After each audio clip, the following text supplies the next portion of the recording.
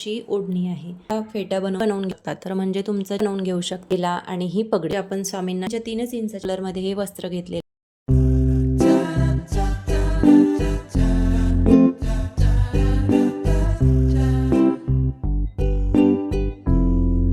श्री स्वामी समर्थ. नमस्कार. तर गुरुपौर्णिमेनिमित्त स्वामींच्या वस्त्रांसाठी काही ऑर्डर होत्या, त्या आज मी तुमच्यासोबत शेअर करणार आहेत. तर स्वामींचे वस्त्र तुम्हाला कसे वाटतात हे कमेंट करून मला नक्की सांगा. चला तर आजच्या व्हिडिओला सुरुवात करूया. तर सगळ्यात पहिलं वस्त्र आहे ते छान असं ब्राऊन कलरमध्ये, याच्यावरती सुंदर अशी ही गोल्डन सिल्वर कलरमध्ये लेस लावलेली आहे. आता याच्यामध्ये गोल्डन कलरमध्ये सुद्धा लेस लावली असती, पण काय होईल हे सगळं डार्क दिसलं असतं, त्यामुळे मग मी छान अशी गोल्डन सिल्वरमध्ये लावली, जेणेकरून सगळं असं लाईट आणि सुंदर दिसतंय. तर हे जेव्हा स्वामींना घातल्या जाईल तेव्हा खूप छान दिसणार आहे. आणि आतल्या बाजूने सुद्धा याला अस्तर लावलेला आहे आणि याला टाका मारायचा बाकी आहे. त्यानंतर याच्यावरती सुंदर असा फेटा आहे ताईंनी बनवून घेतलेला आहे. तर ह्याच्यावरती तुम्ही पगडीसुद्धा बनवू शकता, पण त्या ताईंना फेटा हवा होता म्हणून सुंदर असा फेटा त्यांना बनवून दिलेला आहे. तर हे 3 इंचाच्या स्वामींच्या मूर्तीसाठी आहे. ह्यासोबतच ताईंनी आणखीन एक येलो कलरमध्ये हे वस्त्र घेतलेलं आहे. तर हे सुद्धा खूप छान आहे, स्वामींचा आवडता कलर आहे, त्यामुळे बऱ्याच ताई ह्याच कलरमध्ये हे स्वामींसाठी वस्त्र घेतात. तर छान असं पिवळ्या कलरमध्ये आहे आणि त्याच्यावरती गोल्डन लेस जी आहे ती खूप सुंदर दिसते. आणि कुठेही तुम्हाला लेस वगैरे किंवा कुठे जरी लेस निघली, धागा निघला, तर त्याच्यावरती परत स्टिच केलं जातं, त्यामुळे फिनिशिंग तुम्हाला खूप छान बघायला मिळणार आहे. त्यानंतर स्वामींसाठी सुंदर अशी पेशवाई पगडी बनवलेली आहे.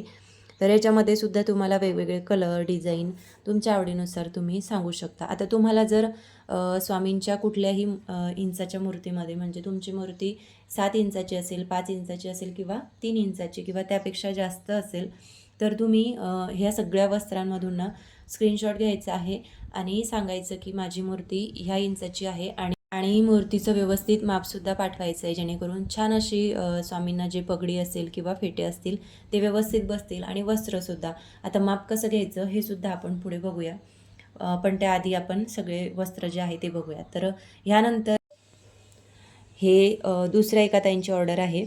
तर त्या ताईंनी स्वामींच्या 3 इंचाच्या मूर्तीसाठी हे सुंदर असं वस्त्र बनवून घेतलेलं आहे ऑरेंज कलरमध्ये.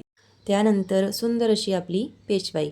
आता ह्यामध्ये सुद्धा तुम्हाला वेगवेगळे कलर, डिझाईन जे आहे ते बघायला मिळतील. आता प्रत्येक वेळेस लेस असेल किंवा जे स्टोन वगैरे असतील किंवा जे काही काम असेल ते सेमच बघायला नाही मिळणार, थोडंफार वेगळं असतं, कारण हे काही आपण असं बनवून घेत नाही. हे रोज तुम्ही जेव्हा ऑर्डर देता ना त्यानंतर मी बनवते, त्यामुळे मग प्रत्येक डिझाईन ही थोडीफार वेगळी असते. आणि सगळे वस्त्र किंवा फेटे सेमच येतील असं नाही, पण तुम्हाला आवडतील एवढं मात्र नक्की.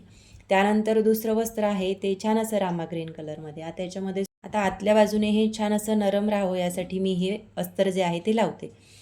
त्यानंतर ही याच्यावरती सुंदर अशी एक पगडी बनवलेली आहे.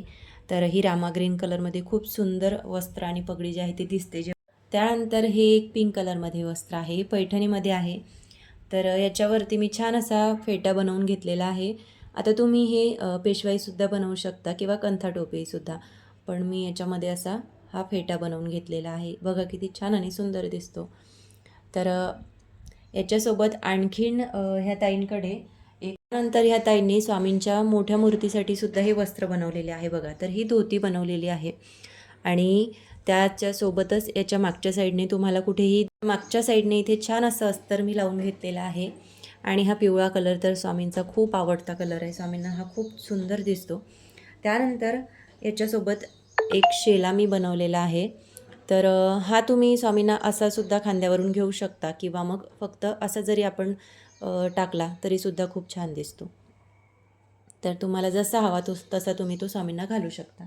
आता याच्यावरती मी छान अशी पेशवाई बनवली आहे. बघा किती छान आणि सुंदर दिसते. तर ह्याच्यामध्ये सुद्धा वेगवेगळी डिझाईन आपल्याला बघायला मिळेल. आता फेटे असतील किंवा पगड्या असतील तर ते आपल्याला वेगवेगळ्या बघायला मिळतील. आणि फिनिशिंग बघा, तुम्हाला कुठेही काहीच स्टोन वगैरे किंवा जे काही कुंदन वगैरे आहे ते निघलेले दिसणार. तर हे घातल्यानंतर स्वामींना काहीतरी असं दिसणार आहे.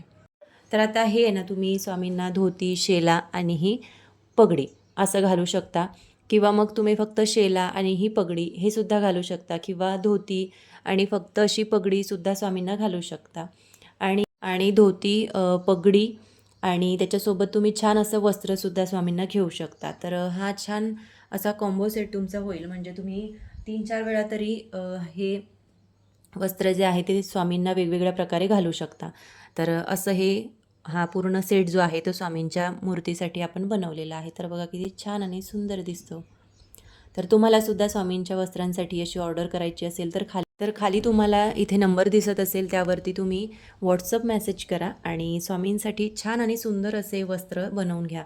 तर बघा, आता तुम्हाला जर याच्यामधलं कुठलंही वस्त्र आवडत असेल तर तुम्ही स्क्रीनशॉट घ्या आणि मला मेसेज करा की मला ह्या कलरमध्ये स्वामींसाठी वस्त्र हवं आहे, तर त्यानुसार तुम्हाला बनवून मिळेल. त्यानंतर आता आषाढी एकादशी येणार आहे, तर एका ताईने खूप छान असं हे स्वामींसाठी खूप छान असं हे विठ्ठल रुक्मिणीसाठी वस्त्र बनवून घेतलेलं आहे.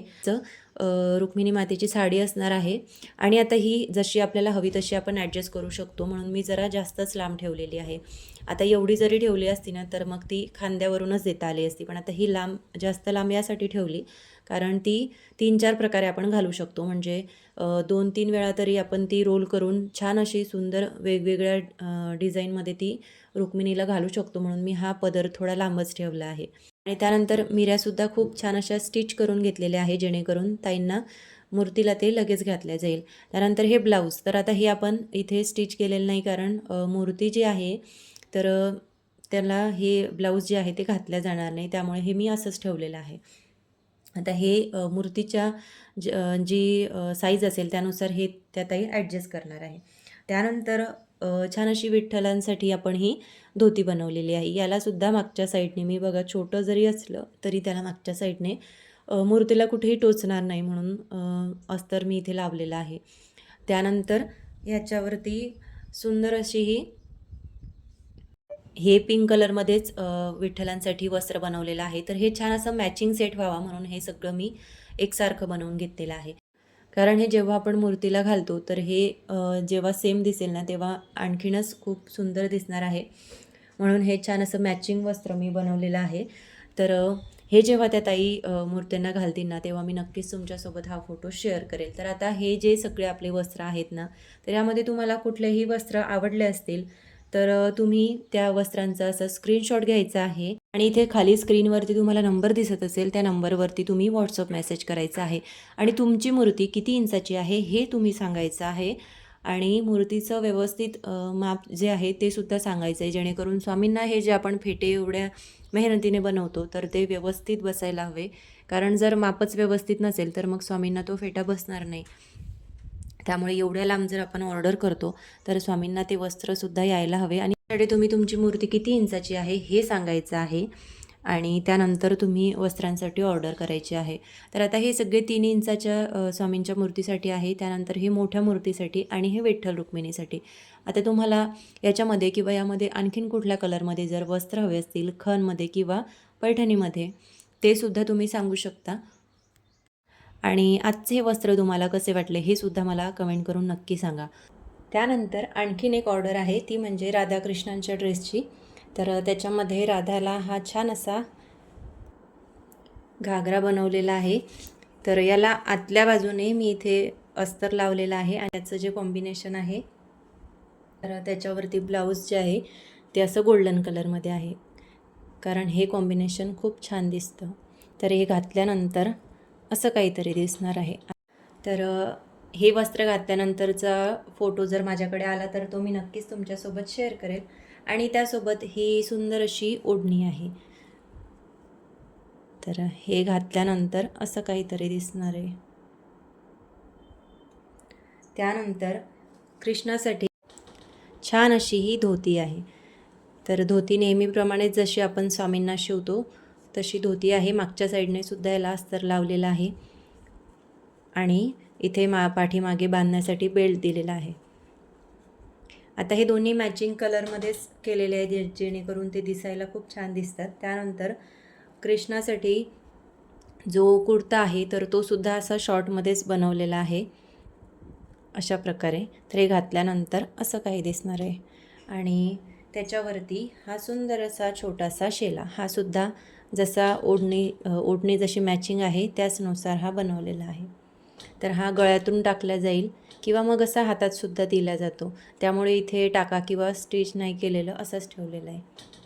हे सुद्धा राधाकृष्णाचे जे वस्त्र आहे तर हे ऑर्डरनुसारच बनवलेले आहे. आता तुम्हाला सुद्धा असे ड्रेस बनवायचे असतील किंवा स्वामींसाठी वस्त्र हवं असेल, फेटा हवा असेल किंवा लड्डू गोपालसाठी सुद्धा फेटा किंवा लड्डू गोपालचे जे छोटे पोशाख असतात ते हवे असतील तर मला नक्की मेसेज करा. खाली इथे स्क्रीनवर तुम्हाला नंबर दिसत असेल.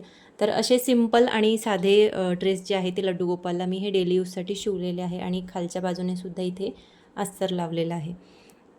त्यासोबत हा एक कलर आहे. तर असे सुद्धा छोटे छोटे लड्डू गोपालसाठी ड्रेस हवे असतील किंवा असे मोठ्या राधाकृष्णांच्या मूर्तीसाठी तुम्हाला छान असे सुंदर वस्त्र, धोती किंवा लेहंगा हवा असेल तर मला नक्की मेसेज करा आणि आपल्या आवडीनुसार तुम्हाला जसे हवे तसे ड्रेस तुम्ही बनवून घेऊ शकता. आता आपण स्वामींच्या मूर्तीची माप कसं घ्यायचे ना हे बघूया.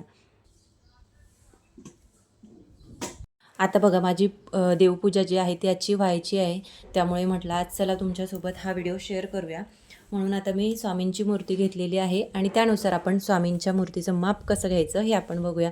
कारण बऱ्याच ताई काय करतात, जे पोटाचा घेर असेल किंवा मग असा खांद्याकडचा जो घेर असेल तर त्यानुसार माप सांगतात. पण जे आपलं वस्त्र आहे लांबी रुंदीला जे आहे ते सेम आहे. तर आता हे जे स्वामींचं वस्त्र आहे ना हे 6 आणि लांबीला 6 आणि रुंदीला 2 अशा प्रकारचं आहे. तर बघा आता जशी आपण शॉल स्वामींच्या गळ्यात टाकतो ना तर त्यानुसार आपल्याला माप घ्यायचं आहे. फक्त आता तुम्हाला किती इंचाचं हवं आहे ते तुम्ही सांगायचं आहे. आता इथे बघा तुम्ही असं एवढं मापसुद्धा घेऊ शकता किंवा मग पूर्ण इथपर्यंत हे सुद्धा माप घेऊ शकता. आता तुम्हाला किती लांब हवं आहे हे तुम्ही ठरवायचं आहे आणि त्यानुसार माप सांगायचं आहे. किंवा तुम्हाला तुमच्याकडे जर आधीचं वस्त्र असेल त्यानुसार सुद्धा तुम्ही माप सांगितलं तरी देखील चालेल. प्रकारे घ्यायचं आहे. बघा आता मी जे वस्त्र शिवते ना तर ते मी पूर्ण एवढं लांबीचं घेते, म्हणजे पूर्ण 6 इंचाचं येतं. बरोबर ते शिवल्यानंतर 6 इंचाचं येतं. तर असंच माप घ्यायचं आहे. असं किंवा असं नाही घ्यायचं, कारण मग असं जरी घेतलं तरी मग ते 6.5 किंवा 7पर्यंत जातं. मग वस्त्र नाही आलं की मग ते एवढं लांब पाठवून तुम्हालासुद्धा वाईट वाटतं आणि वस्त्र नाही आले म्हणून मग ते स्वामींना घातल्यासुद्धा जात नाही. त्यामुळे व्यवस्थित स्वामीला बसेल अशा प्रकारेच आपण वस्त्राचं माप जे आहे ते घ्यायचं आहे. तर बघा हे बरोबर 6 इंचाचं आहे.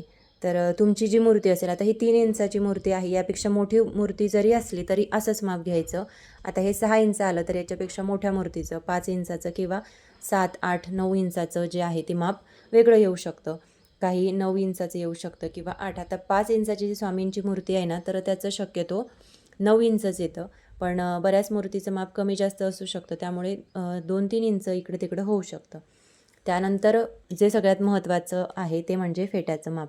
तर आता फेट्याचं मापसुद्धा असा, आता स्वामींना आपण असा फेटा घालतो ना तर असंच माप घ्यायचं आहे.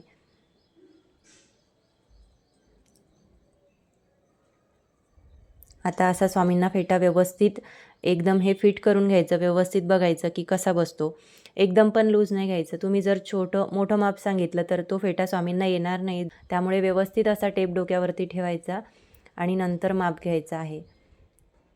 तर आता इथे मागच्या साईडने मी तुम्हाला दाखवते. तर आता हे जे इथं टोक येतं तर हे आपण बघू हे किती इंचाचं आहे. तर बघा इथे मी आधीच म्हणजे 3 इंचाच्या ज्या मूर्तीचे माप आहे ना तर मी इथे आधीच खूण करून ठेवलेली आहे. त्यामुळे हे व्यवस्थित लक्षात येतं. तर हे एवढं जे माप आहे 1.5 इंच आणि वर 2 काड्या आहेत. तर हे बरोबर 3 इंचाच्या स्वामींच्या जे मूर्तीचा फेटा आहे किंवा जे पगडी आपण बनवतो त्यासाठी माप आहे. तर यानुसार तुमच्याकडे मोठी मूर्ती असेल त्याचंसुद्धा तुम्ही सेम असंच माप घ्यायचं आहे. आणि म्हणजे असं माप घेतलं ना की स्वामींना ते फेटे व्यवस्थित येतात. तर फक्त तुम्हाला तुम्ही आता जे वस्त्र बघता तर त्या वस्त्रांचा तुम्हाला स्क्रीनशॉट काढायचा आहे आणि सांगायचं की मला या कलरमध्ये वस्त्र हवं आणि त्यानंतर स्वामींच्या मूर्तीचं माप व्यवस्थित पाठवायचं आहे. म्हणजे असं फेट्याचं माप, त्यानंतर अशी स्वामींच्या वस्त्रांची जी आपण उंची असते तर ती सांगायची आहे. बस एवढंच माप तुम्ही सांगायचं आहे. आणि पाठीमागे म्हणजे आता बघा असा खाली टेप धरायचा आणि असं माप तुम्हाला सांगायचं आहे. तर असे सगळे माप जे आहे ते तुम्ही सांगायचं आहे. फक्त मूर्तीची उंची किती इंच आहे आणि हे फेट्याचं माप असं, त्यानंतर हे वस्त्राचं लांबीचं माप. बस एवढे 3 माप तुम्ही सांगायचे आहे आणि तुम्हाला कोणत्या कलरमध्ये वस्त्र हवं आहे ते तुम्ही व्हॉट्सअपवरती मेसेज करून सांगायचं आहे. त्यानंतर स्वामींसाठी वस्त्र आणि फेटे जे आहे ते बनवले जातात. तर अशा प्रकारचे आजचे हे सगळे वस्त्र तयार झालेले आहेत. तुम्हाला हे सगळे वस्त्र कसे वाटले हे कमेंट करून मला नक्की सांगा. आणि तुम्हालासुद्धा स्वामींसाठी असे वस्त्र हवे असतील तर खाली स्क्रीनवरती माझा मोबाईल नंबर दिलेला आहे. त्यावरती तुम्ही व्हॉट्सअप मेसेज करा आणि स्वामींसाठी छान आणि सुंदर असे वस्त्र बनवून घ्या. आता लवकरच गुरुपौर्णिमा येत आहे, त्यामुळे लवकरात लवकर तुमची बुकिंग करा आणि छान आणि सुंदर असे स्वामींसाठी वस्त्र ऑर्डर करा. चला तर मग परत भेटूया एका नवीन व्हिडिओमध्ये. पण त्याआधी तुम्ही जर चॅनलवरती नवीन असाल तर चॅनलला लाईक, शेअर आणि सबस्क्राईब नक्की करा आणि व्हिडिओला हाईपसुद्धा करा, जेणेकरून असेच नवनवीन व्हिडिओ तुम्हाला सर्वात आधी बघता येतील. चला तर मग परत भेटूया एका नवीन व्हिडिओमध्ये. तोपर्यंत सर्वांना श्री स्वामी समर्थ.